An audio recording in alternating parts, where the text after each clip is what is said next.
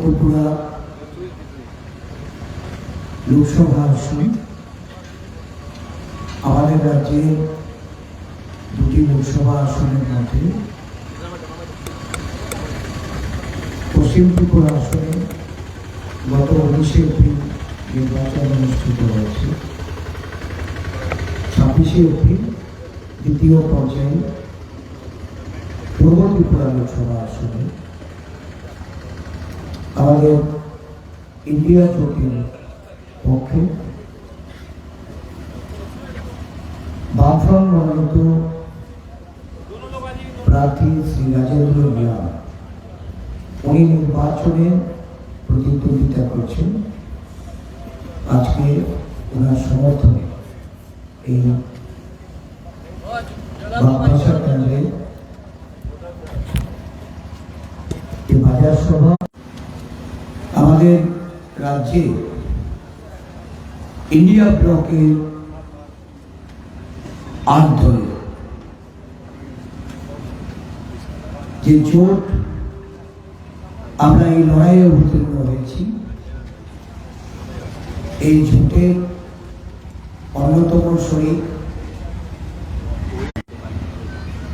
Forward Bloc RSP, CPI, CPIML, Tripura People's Party এবং গণমঞ্চ, এই আট দলে উপস্থিত নেতৃবৃন্দ, কমিউনিস্ট পার্টির বরিষ্ঠ নেতা প্রাক্তন মন্ত্রী শ্রদ্ধেয় পবিত্র কর মহাশয়, আমাদের বিভিন্ন স্থানীয় নেতৃবৃন্দ, এই জেলার সমস্ত নেতৃবৃন্দদের উপস্থিত আমার সংগ্রামী ভাই ও বোনেরা, গুরুত্বপূর্ণ নির্বাচন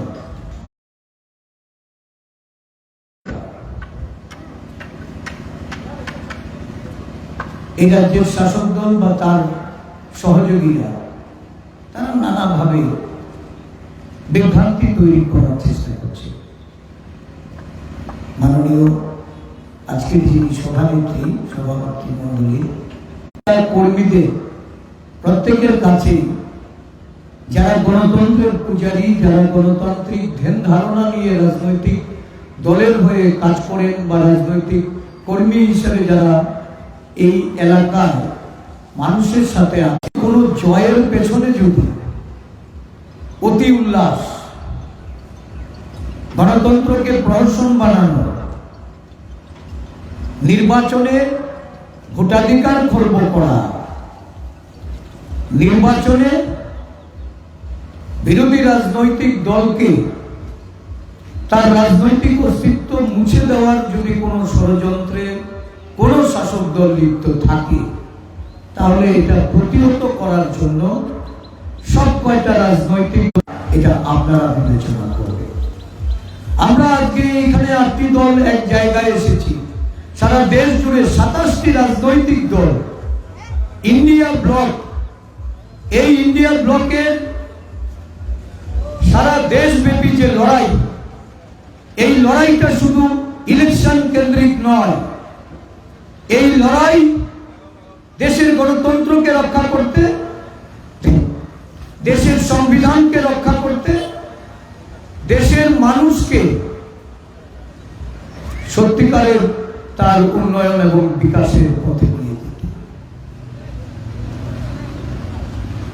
বিগত নির্বাচনগুলি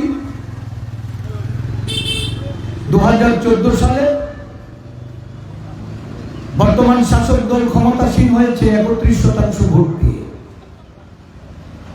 দেশের জনসংখ্যা একটা বিরাট অংশ তাদেরকে ক্ষমতায় এসেছে। নানাভাবে রাজনৈতিক দলগুলি তাদের সমর্থক, তাদের সমর্থন বিভাজিত হওয়ার কারণে তারা ক্ষমতায় এসেছে। ক্ষমতায় আসার রাস্তাটা যেমন ভোট বিভাজনের কারণে প্রশস্ত হয়েছিল, মানুষ মনে করেছিল যে ক্ষমতায় এসে যে কথাগুলি বলেছিল, সবকা সাথ, সবকা বিকাশ, সবকা বিশ্বাস, আছে দিন না সবার বিশ্বাস অর্জন করতে পারা, ভেদাভেদ, বিভেদ, ধর্মের সঙ্গে ধর্মের লড়াই, জাতের সঙ্গে জাতের লড়াই, সম্প্রদায়ের সঙ্গে সম্প্রদায়ের লড়াই বাঁধিয়ে সারা দেশটাকে একটা আতঙ্কের পরিবেশে বা অরাজক পরিবেশের মধ্যে ঠেলে 2019 আরেকটা নির্বাচন, এই সবকা সাথ সবকা বিকাশ সবকা বিশ্বাসের স্লোগানটা 2019-এ কার্যকর হবে না, এবং সেটা বুঝেই নতুন পরিকল্পনায় তারা এগুলো এবার পরিকল্পনা করলো 40 জন সিআরপিএফ জওয়ানের ওই পুলওয়ামার যে ঘটনা, এই ঘটনা ঘটিয়ে মানুষের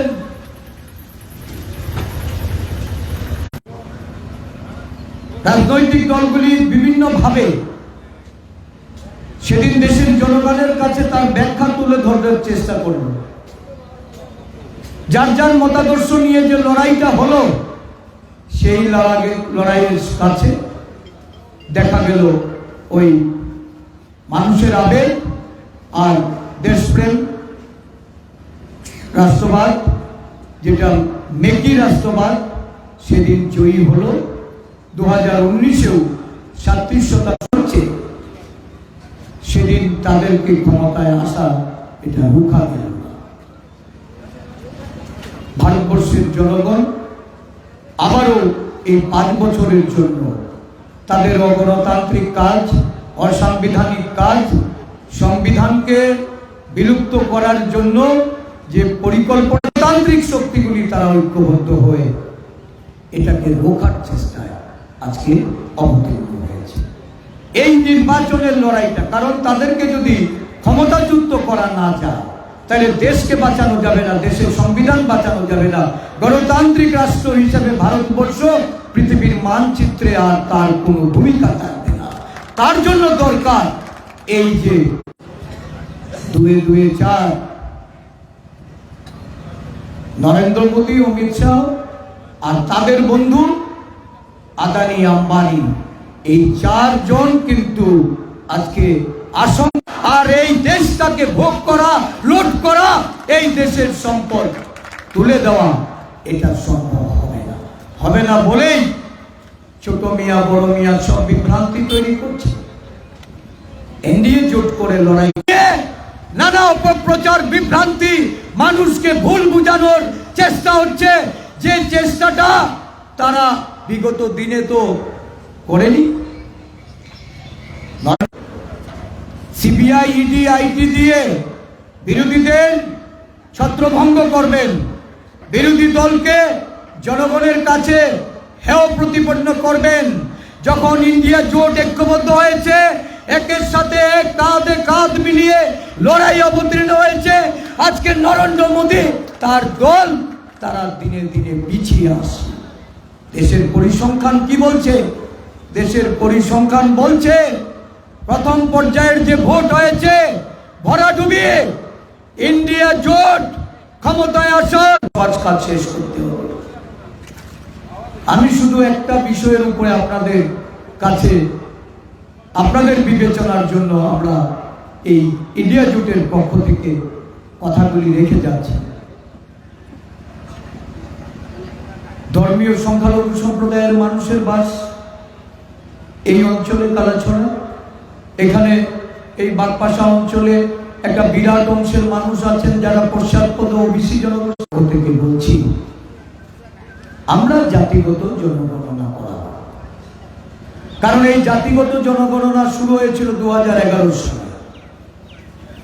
ধীরে ধীরে এই জনগণনা যখন 2016 সালে এটা শেষ হয়েছিল, কিছু ভুল ত্রুটির কারণে নানা পর্যবেক্ষণের মাধ্যমে সেগুলি যেন পুঙ্খানুপুঙ্খানুভাবে দেখা হয়, তার জন্য যে দাবি হয়ে উঠেছিল সেই দাবি অনুযায়ী এটা প্রকাশিত হওয়ার কথা ছিল 2021 সালে। কিন্তু 2021 সালে এই জাতি জনগণনা শেষ হওয়ার পরেও ভারত সরকার সেটা প্রকাশ করে। আজকে 2024 সাল, জাতি জনগণনা প্রকাশ হয়। তারা কেন এই জাতি জনগণনার যে ফলাফল বা যে গণনা যেটা হয়েছে সেটা কেন প্রকাশ করছেন না? তারা প্রকাশ করছেন না এই কারণে, এই জনগণনার যে উঠিয়ে দিতে এবং মহিলা সংরক্ষণের বিষয়টাকে সেখানে পূর্ণাঙ্গ রূপ দেওয়া, সেটা সম্ভব যদি সেটা না করা হয়।